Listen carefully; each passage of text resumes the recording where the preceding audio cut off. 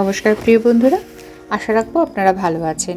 বং রাধুনির রান্নাঘরে ফিরে এলাম আরও একটি নতুন পর্বে। আমার রেসিপিটা দেখুন, সম্পূর্ণ ভালো লাগলে প্রচুর প্রচুর শেয়ার করুন, লাইক করুন, সাবস্ক্রাইব করুন। নতুন বন্ধুদের বলবো পাশে থাকা বেল আইকনটি প্রেস করে দেবেন, তাহলে সমস্ত রান্নার নোটিফিকেশন সবার প্রথম পৌঁছে যাবে। এখানে নিয়েছি শঙ্কর মাছ। শঙ্কর মাছটা ভালো করে ধুয়ে পরিষ্কার করে নিয়েছি। এর মধ্যে নুন আর হলুদ দিয়ে এটা ম্যারিনেট করে নিতে হবে। ম্যারিনেট করার পর এদিকে পাত্রে গরম হয়ে গেছে তেল। তেলের মধ্যে মাছগুলো ছেড়ে দেবো। ভালো করে এপিট ওপিট দুপিট করে মাছটা ভেজে নিতে হবে। মাছটা ভাজতে ভাজতে আপনাকে তৈরি করে নিতে হবে একটা মশলা। যে কাঁচা মশলাটা তৈরি করব তার মধ্যে পেঁয়াজ, লঙ্কা, টমেটো, আদা এই সমস্ত মশলাগুলো ভালো করে কেটে রেডি করে নেব। ততক্ষণে মাছটা ভাজা হয়ে যাবে। এক পিঠ মাছ ভাজা হয়ে গেছে। দেখুন বন্ধুরা, আমি মাছটা উল্টে দেবো। মাছটা উল্টিয়ে আরও এক পিঠ সেটা ভালো করে ভেজে নেব। ততক্ষণে মশলাটা পেস্ট করে নেব।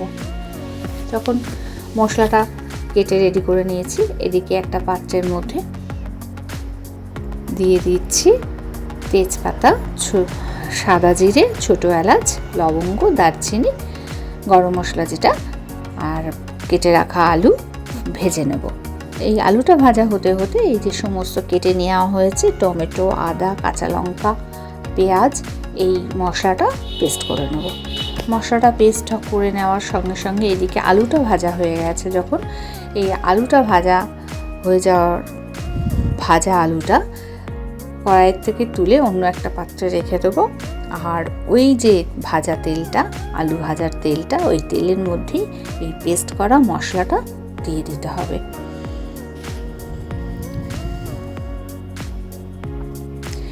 এই কাঁচা মশলাটা ভালো করে ভেজে নিতে হবে, যতক্ষণ কাঁচা গন্ধ না যায় ততক্ষণ পর্যন্ত। যখন মশলা থেকে তেল ছাড়তে শুরু করবে তাহলেই বোঝা যাবে যে মশলাটা ভাজা হয়ে গেছে। মশলাটা ভাজবো। এই দিকে মশলাটা যখন ভাজা হয়ে গেছে, দেখুন বন্ধুরা তেল ছাড়তে শুরু করেছে। এই সময় আমাকে শুকনো মশলাগুলো দিয়ে দিতে হবে। জিরের গুঁড়ো, ধনের গুঁড়ো, হলুদের গুঁড়ো, নুন, সে সমস্ত শুকনো মানে রেগুলার মশলা যেটা বলে সেই মশলাগুলো আমি এখানে দিয়ে দিচ্ছি। দিয়ে দেবো।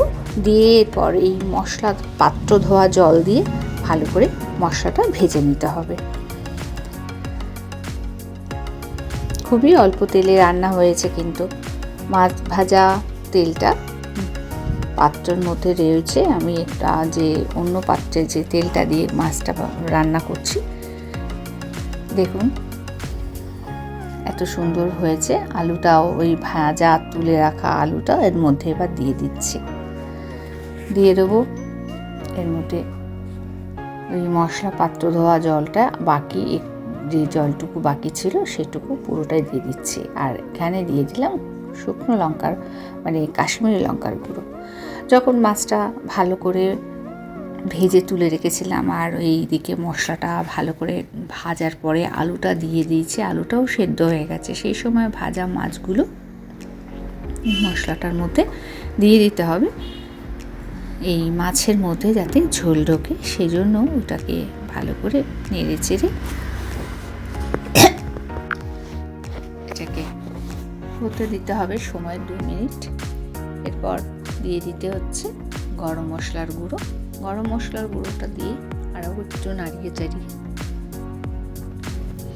তাহলেই হয়ে গেল আমার আজকে শঙ্কর মাছ। শঙ্কর মাছ বন্ধুরা, আমার রেসিপিটা দেখে যদি আপনাদের ভালো লাগে তাহলে আমার ইউটিউব চ্যানেলটি সাবস্ক্রাইব করবেন, পাশে থাকা বেল আইকনটি প্রেস করে দেবেন, তাহলে সমস্ত রান্নার নোটিফিকেশন সবার প্রথম পৌঁছে যাবে আপনার কাছে। তাহলে বন্ধুরা আজ এই পর্যন্ত। ফিরে আসছি পরবর্তী ভিডিও নিয়ে পরবর্তী সময়। ভালো থাকবেন, সুস্থ থাকবেন।